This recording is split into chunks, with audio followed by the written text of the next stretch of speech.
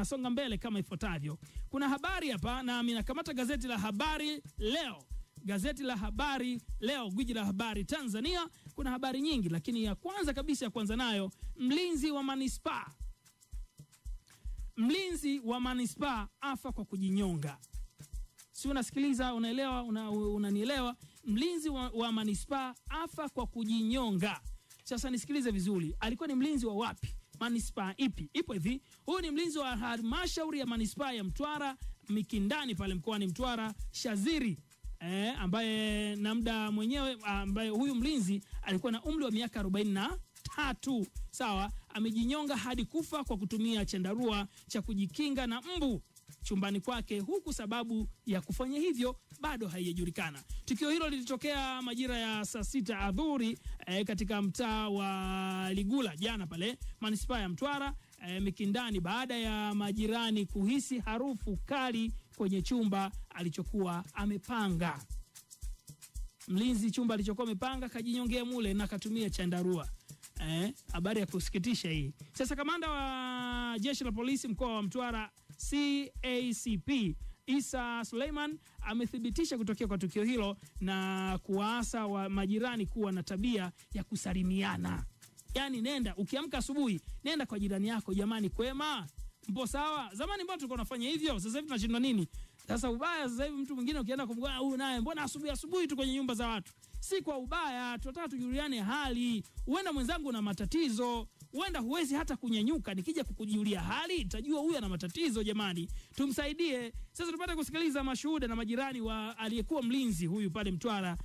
Nini kilitokea, wanatujuza hapa katika tukio hili. Akisha rudi asubuhi, basi anaweza labda akajiandalia chakula, baada ya hapo inawezekana sionekane tena.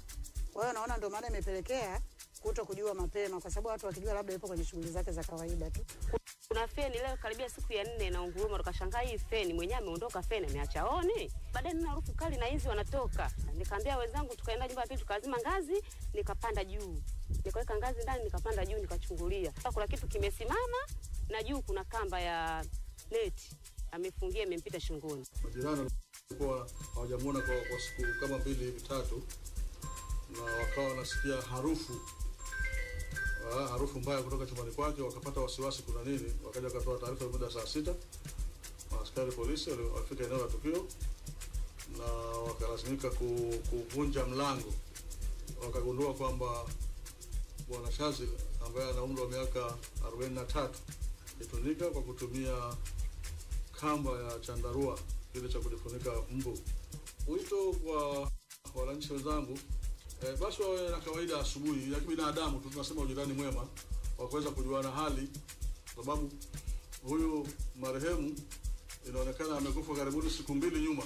Kawaida yake ilikuwa anaondoka jioni, anaenda kwenye kazi zake za ulinzi, akisha rudi. Mambo yalikuwa hivyo, jamani, mnasalimiana. Ndio maana mimi asubuhi mapema kabisa 11 ile nakwambia, umeamkaje? Unajionaje hapo ulipo? Nyie mnasalimiana. Jamani, kusalimiana kuna maana yake kubwa, jamani. Msalimie jirani yako hata kama mmegombana. Sio mbaya. Hivi sasa ndio mgombane mnuniane mwaka mzima, hamsalimiani mwezi. Wewe nuna tunakwambia. Msisalimiane hivyo hivyo. Kuna siku tabanwa ndani, umepatwa na tatizo, huwezi hata kugusa mlango. Alafu jirani yuko pale kwa sababu msalimiani mlango huu na mlango huu. Na vitu vya ajabu sana. Yaani mlango A, mlango B, wampo majirani hivi, afu eti hao watu hawasalimiani. Acha tabia, acha. Mimi nitoe pole tu kwa wote waliofikwa na msiba wa mlinzi huyu kutoka Mtwara ambaye jina lake anaitwa Shaziri. Inna lillahi wa inna ilaihi rajiun. Bwana alitoa, jina lake libarikiwe. Lakini nenda na tafakuri hiyo, Mtanzania, vipi unamsalimia jirani yako? Tunazidi kusonga mbele kabisa, kuendelea kuchana kurasa za magazeti, ambapo gazeti hili la Habari Leo limeandika hapa, viongozi wa dini wahimiza 4R kulinda amani. Viongozi wa dini wahimiza 4R kulinda amani. Unazijua hizi 4R Tanzania? Ya kwanza ni reconciliation, yani maridhiano. Tukae meza moja, tukae pamoja, tuweze kuelewana, tuelezane shida nini? Mbona mimi na wewe kila siku tunapigana? Mbona mimi na wewe kila siku tunatukanana? Tatizo nini? Tufanye reconciliation. Kwa hiyo hata wewe na jirani yako kama hamna tabia ya kusalimiana, hebu fanyeni maridhiano, fanyeni ara ya kwanza hapa, alafu mambo yaanze kwenda sawa. Ara ya pili ni resilience, ambayo ni ustahimilivu, kwamba kwa changamoto tulizo nazo tustahimili, au sio bwana? Iwe ni changamoto za kiuchumi, iwe ni changamoto za kijamii, iwe ni changamoto za kisiasa, tustahimili huku tukizifanyia maboresho. Sio kuvumilia alafu mkakaa, tunavumilia huku tunazifanyia maboresho. Ara nyingine ya tatu ni reforms, yani mageuzi au mabadiliko. Sawa bwana? Hii ni kutokea kwa mabadiliko chanya katika taasisi za serikali, sheria, lakini pia sera ambazo zinaongoza miongozo mbalimbali na mihimili mbalimbali ya serikali. Uwazi, ufanisi unaingia hapo ndani, lakini kuna kitu kinaitwa haki kwa wote. Sio mwenye nacho apate, asiye nacho, haki kwa wote. Wote tupate, kama tunakosa, wote tukose. Ara ya mwisho ni rebuilding, yani kujenga upya. Sasa baada ya kuridhiana, baada ya kuvumilia na kuboresha, baada ya kufanya mabadiliko, sasa tujenge taifa la Tanzania upya. Hizo ndio 4R za Mheshimiwa Rais wa Jamhuri ya Muungano wa Tanzania, Rais wa Jamhuri ya Muungano wa Tanzania Samia Suluhu Hassan, kama alivyozungumza. Sawa sawa, tuzidi kusonga mbele. Sasa habari nyingine nasema Tanga yafunga kamera taa kuimarisha usalama. Tanga yafunga kamera taa kuimarisha usalama. Sawa bwana, kamera gani, taa gani na kwa nini zifungwe pale Tanga? Wakazi wa Dodoma nafikiri mtakuwa mnaelewa sasa hivi, kuna baadhi ya mitaa kuna kamera pale. Mea studio unaiona ile kwetu hapo karibu na nini. Mea anaiona ile. Kuna kamera sasa hivi, wewe fanya ujinga.